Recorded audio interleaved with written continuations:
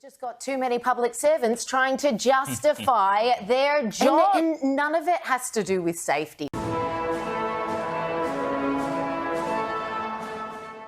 New South Wales residents have paid $4 billion in fines over the past 5 years. It's all about the money. And we will be contributing more in the future because we are determined to stand side by side with Ukraine. None of it has to do with safety.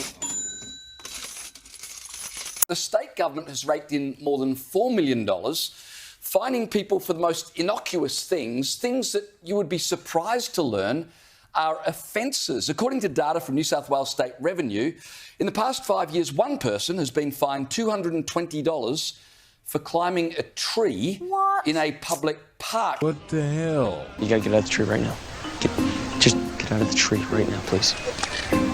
Now, I'm not a big tree climber, but I did not know that that was against the law. You've got to be kidding me. 8 people have been fined in the past 5 years, $300 each, for playing an instrument too loud. That is the way it is. And we do that to keep people safe. How about that? How about that? 1,000 people over the last 5 years in New South Wales have been fined $180 apiece for walking a dog without a collar.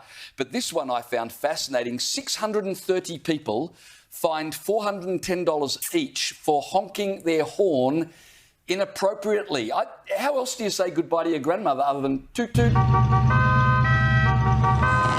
I'm afraid I must ask you to cease your insufferable tooting. Just shut up. I could not believe this includes when you honk your horn. Oh, she wants you to honk the horn. She honks, you honk. Come on, Jack, give her a hug. There you go. Yeah. Hey, it's like a team or something. Honk if you're horny. All right. I'll let you off with a warning.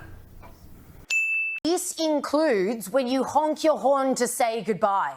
Like, I remember as a kid, that was just standard practice even, and it was a lovely, friendly way to say, "Get off the fucking road, you fucking crazy bastard!" Like, they're literally ruining everyday, wholesome family stuff that you just do. That horn honking one, the state government raked in $226,000 just from chasing down people for incorrect use of their car horn. And this is what I can't get over. Yes, it is an offence to use your horn inappropriately because it's meant to be a warning device, right? But we all know, like, a little honk to say goodbye, does it hurt anyone? No. Unless you're sitting around at midnight. Like, when I go home, if I decide to sit in the driveway, just, comatose with my head slumped on the horn, waking everyone in the neighbourhood up, sure, I deserve our nation's highest civilian honour. But what copper, or 360 of them, or maybe it's just the one copper who just has it in for horn honkers, what copper's going around going, "Oh, you just used your horn incorrectly, sir, you're now going to get a $410 fine"? And the other one that I cannot get over is 2,300 people have been fined for either leaving their car window down or not locking their car doors. Like, that's not dystopian enough, tyrannical enough. That's your own stupid fault. Because they're a bunch of morons. I mean, if someone's going to come along and pinch your car because you've left the window open or left the doors unlocked, what did you think was going to happen? Can you imagine the copper coming and knocking on your door? "Excuse me, sir, is that your vehicle parked out the front?" "Yes, it is, Mr. Copper. Here's a fine because you left the door unlocked." What kind of idiots do you have working here? Bizarre behaviour from Mr. Copper.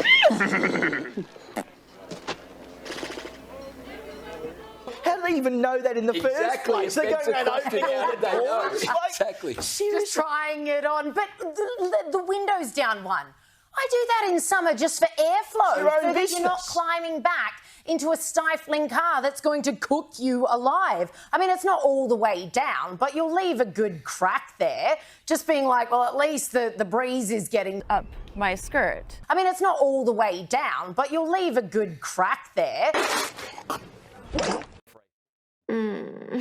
Wait, okay. Do not think dirty, okay? If you think dirty, that means you're just gonna come up with a 4-letter word that ends in K and means the same as intercourse. I don't know. What?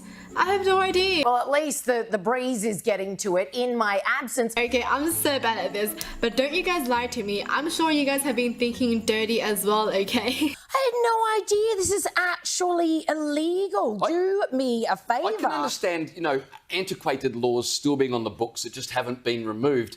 But the thing that amazed me is that these are being enforced in New South Wales. So it begs the question, Liz, do you think we're being overregulated? And none of it has to do with safety, right? Well, no. Well, maybe having a dog without a collar, but even that's not having a dog just not on a leash. Yeah. It's a dog on a leash without a collar. None of it really relates to actual safety issues. My hypothesis is that we've just got too many public servants trying to justify their jobs. You probably saw a good crack there.